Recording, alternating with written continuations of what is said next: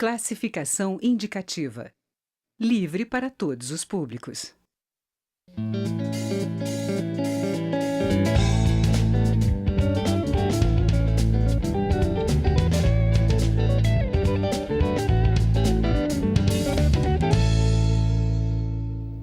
Olá! Está em análise na Câmara dos Deputados uma proposta de emenda à Constituição que reconhece o Cerrado e a Caatinga como patrimônio nacional. Atualmente, a Constituição de 88 considera como patrimônios nacionais somente a Amazônia, a Mata Atlântica, a Serra do Mar, o Pantanal e a Zona Costeira, deixando de fora o Cerrado e a Caatinga. Esses dois biomas juntos englobam 14 estados e 33% do território brasileiro. No entanto, mais da metade da mata nativa do Cerrado e 46% da Caatinga já foram desmatados. Vamos saber mais detalhes sobre a proposta com o presidente da Comissão de Desenvolvimento Urbano, que é o deputado Givaldo Vieira, do PT do Espírito Santo. O programa tem uma produção conjunta da TV e da Rádio Câmara. Bom, deputado, essa proposta é de 2010 e já entrou várias vezes na pauta do plenário. A que o senhor atribui essa dificuldade de votação? Bom, primeiro quero deixar claro aqui por que a Comissão de Desenvolvimento Urbano está voltando suas preocupações a um projeto que parece eminentemente de cunho ambiental. É que um dos focos da comissão é justamente a oferta de água, né, para as cidades. Nós vivemos uma crise hídrica. Pode ser uma consequência, Exatamente. Então, né? E, sobretudo, o Cerrado é considerado a grande caixa d'água do Brasil. Sim. Os grandes rios brasileiros, várias bacias hidrográficas nascem a partir do Cerrado. E é, então, uma região estratégica para a disponibilidade de água para o Brasil. Nesse sentido, nós aceitamos uma provocação da Campanha Nacional em Defesa do Cerrado, que se movimenta para esta aprovação desta PEC, para uma discussão da relação desta PEC com o interesse das cidades. E assim fizemos e foi um debate muito interessante.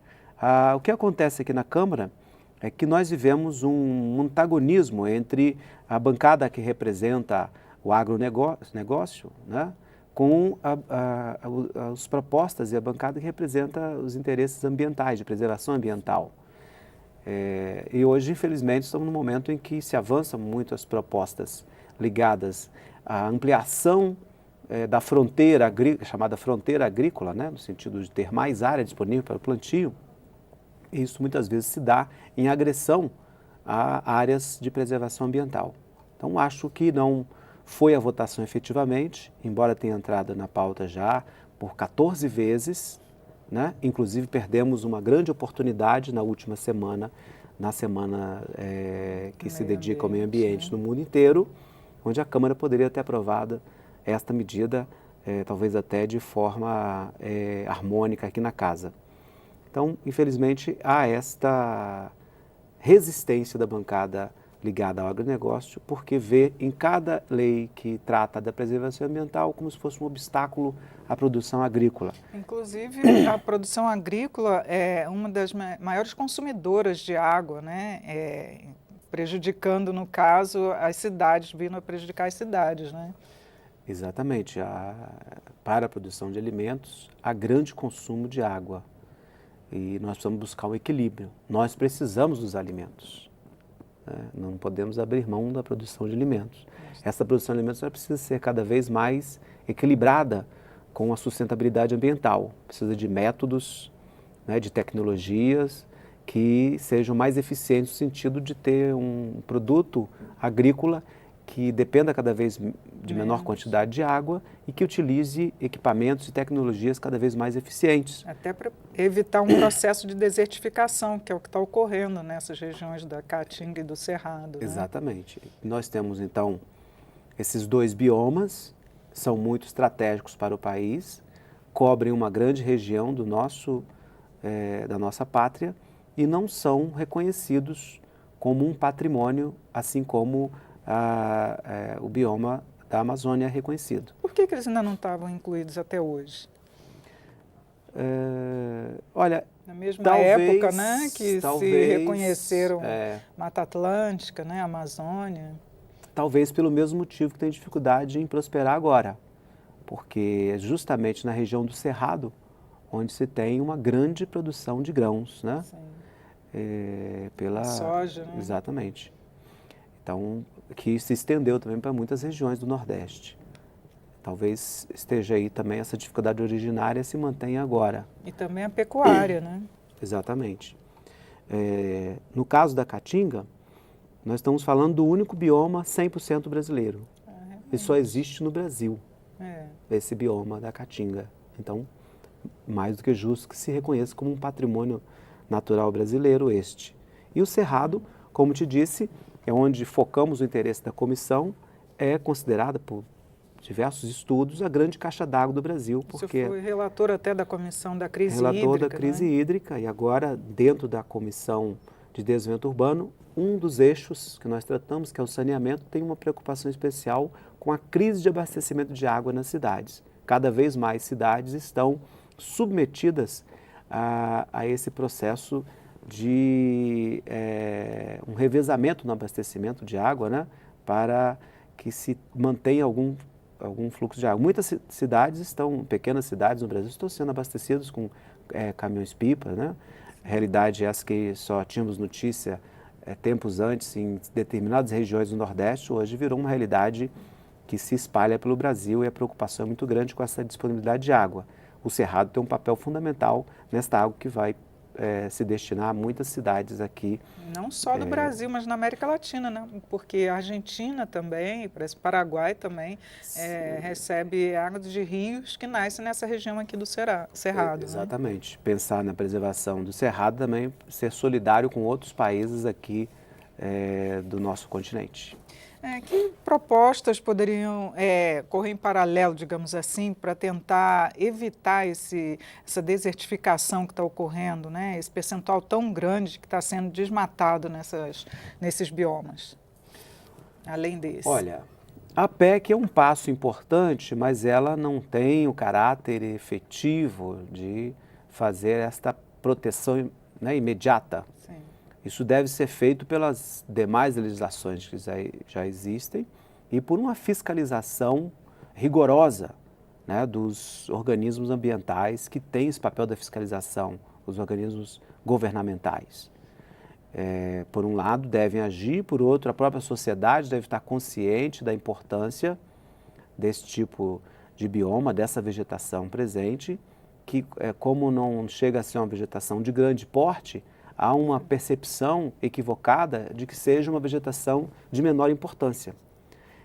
E é preciso, então, conscientizar as populações que vivem nessas regiões de que se tratam de biomas de grande relevância, embora muitas vezes não sejam compostos de vegetações de grande porte.